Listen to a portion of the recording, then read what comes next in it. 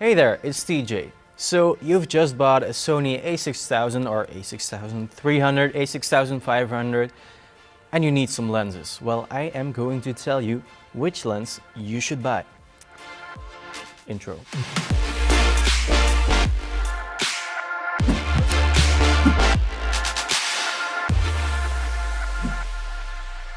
I think that with these two lenses, you can go a long way into making videos with your Sony camera. The first lens we're going to talk about is the Sony 18-105 f4 OSS-G lens. Why this lens? Well, you'll probably need a universal lens. Otherwise, you'll have to buy 5 different prime lenses, which can become pretty expensive. The image quality is good, I would say. It's not above average, it's just standard. But what sells it to me is the functionality of this lens. This lens has steady shot, and that's a big plus. Definitely if you have an A6000 or A6300, which don't have stabilized sensors, you want a lens with steady shot.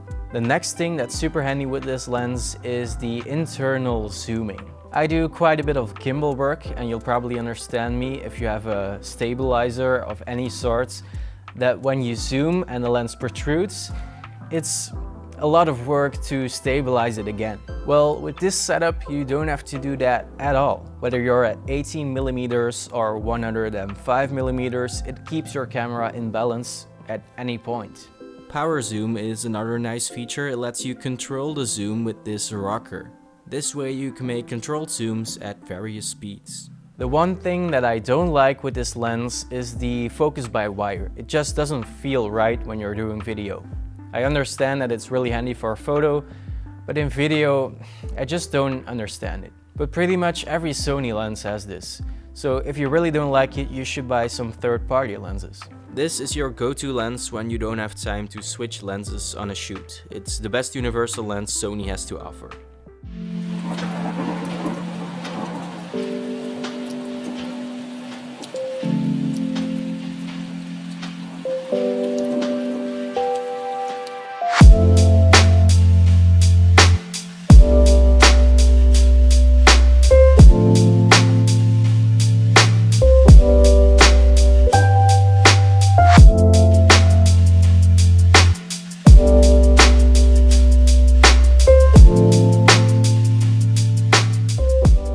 Second lens I advise you buy is the Sony 35mm 1.8. That is a prime lens, and why should you buy a prime lens? Well, the aperture is 1.8, so in low light situations you're going to need some more than f4, which was the last lens. So this is your lens for low light situations and for nice bokeh backgrounds. Why 35mm? Well, we're talking crop cameras. So when you count in the crop factor, it really becomes more like 40 to 50mm, which acts like our eye. It's a normal view. So that's why you should probably buy a lens that has good low light capabilities and has a normal view.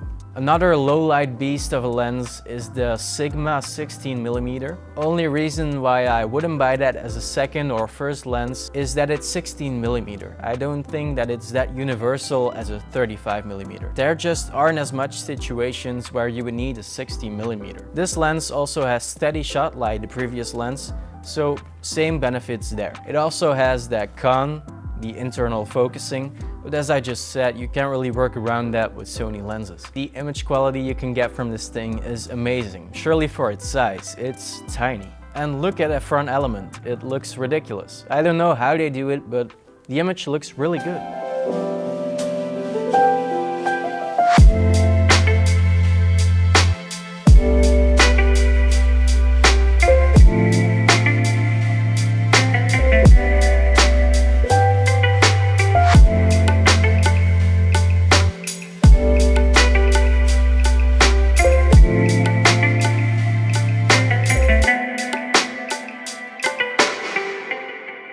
And that's it. Those are the two lenses I advise you buy when you first get your crop Sony camera. I hope you liked this video. If you did, then definitely give it a thumbs up, leave a comment down below, and consider subscribing. Anyway, that's it for me for now. I'll see you next time. Bye bye.